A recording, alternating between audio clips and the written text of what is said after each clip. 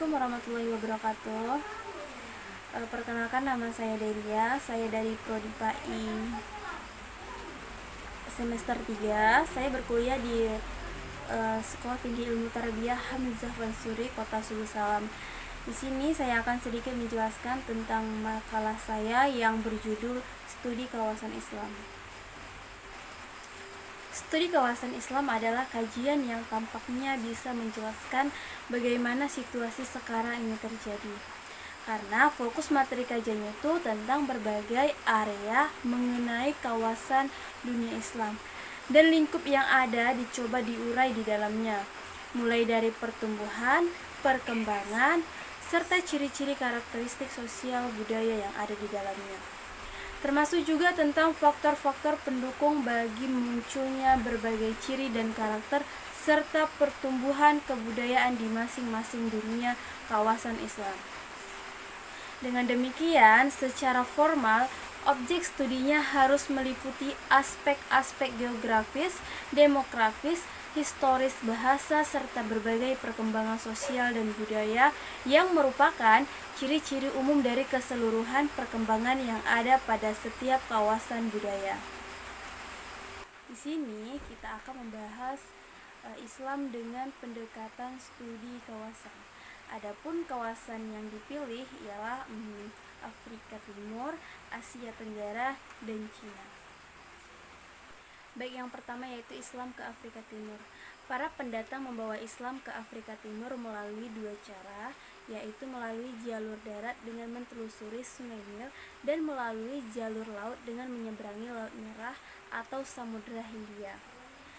Dengan pengaruh Islam terhadap bahasa dan kesusastraan mereka dapat ditemui dari berbagai ragam terjemah naskah-naskah agama, terutama yang berkaitan dengan tarikh Nabi Muhammad SAW.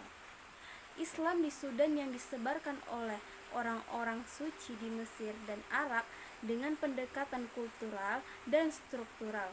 Pendekatan kultural diwujudkan dengan menyelenggarakan pendidikan agama di sekolah-sekolah dan masjid dan melalui pernikahan para fakih dengan wanita setempat. Sedangkan pendekatan struktural melalui usaha secara politik. Dukungan struktural berhasil menjadikan bahasa Arab sebagai bahasa kearsipan. Bahkan Sultan membentuk administrasi peradilan Islam. Baik, yang kedua yaitu Islam ke Asia Tenggara. Islam didakwahkan ke Asia Tenggara melalui tiga cara, yaitu melalui dakwah para pedagang muslim dalam jalur perdagangan yang damai, kemudian melalui dakwah para dai dan orang-orang suci yang datang dari India atau Arab yang sengaja ingin mengislamkan orang-orang kafir, dan yang terakhir melalui kekuasaan atau peperangan negara-negara penyembah berhala.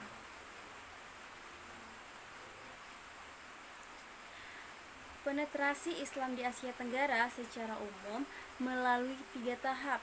Pertama, penetrasi dimulai dengan kedatangan Islam dan ditandai pula dengan kemerosotan Islam dan kehancuran kerajaan Majapahit pada abad ke-14 dan ke-15. Pada penetrasi tahap pertama, penyebaran Islam masih relatif terbatas di kota-kota pelabuhan. Islam tidak langsung diterima masyarakat pada umumnya. Sebagian besar dari mereka masih menganut kepercayaan nenek moyang mereka.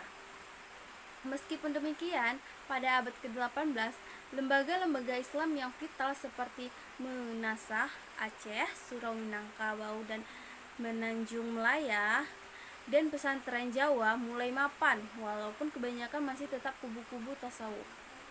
Salah satu tradisi belajar yang dikembangkan ketika itu adalah pengembaraan intelektual. Guru dan kebanyakan murid-murid menuntut ilmu dengan mengembara dari satu surau ke surau lain atau dari pesantren ke pesantren lain untuk meningkatkan pengetahuan Islamnya. Mereka mengembara bukan hanya di sekitar Asia Tenggara, tetapi juga sangat mungkin ke India, Mekah, Madinah, Kairo, atau ke tempat-tempat lain di Timur Tengah. Yang ketiga yaitu Islam ke Cina. Cina memiliki sejarah meliputi jangka waktu lebih dari 4.000 tahun, sehingga termasuk negara yang berperadaban tertua di dunia, di samping India, Mesir, dan Mesopotamia. Dalam jangka 4.000 tahun lebih, Cina mempunyai 24 dinasti dan 2 republik, yaitu Republik Nasionalis dan Republik Rakyat Cina. Aisung naik tahta pada tahun 626, 4 tahun setelah Nabi Muhammad SAW dan sahabat-sahabatnya meninggalkan Mekah menuju Madinah. Kira-kira pada waktu yang sama, suku-suku nomad Turki di Asia Tengah berkumpul di luar tembok besar Cina untuk serbuan massal. Namun, Aisung dapat mengusir mereka, maka mulai muncullah migrasi menuju ke barat. Mereka adalah suku yang anak cucunya merupakan masyarakat Muslim yang berbahasa Turki di Cina.